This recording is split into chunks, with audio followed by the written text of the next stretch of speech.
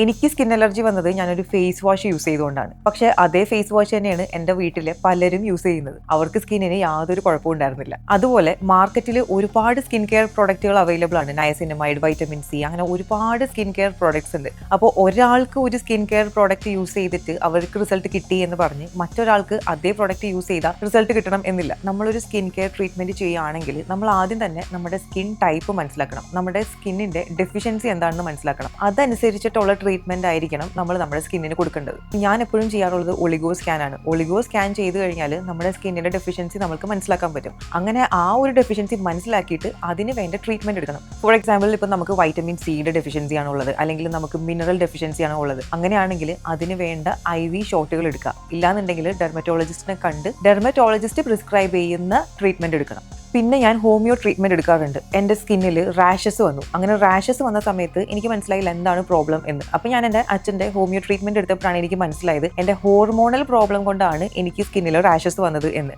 അങ്ങനെ ഞാൻ ഹോർമോണൽ പ്രോബ്ലംസിന് വേണ്ടിയിട്ടുള്ള ഹോമിയോ മെഡിസിൻ ഒരു 3 months എടുത്തു. ആ ട്രീറ്റ്മെന്റ് കഴിഞ്ഞപ്പോഴേക്കും എൻ്റെ ഹോർമോണൽ പ്രോബ്ലംസും മാറി, എൻ്റെ സ്കിൻ പ്രോബ്ലംസും മാറി.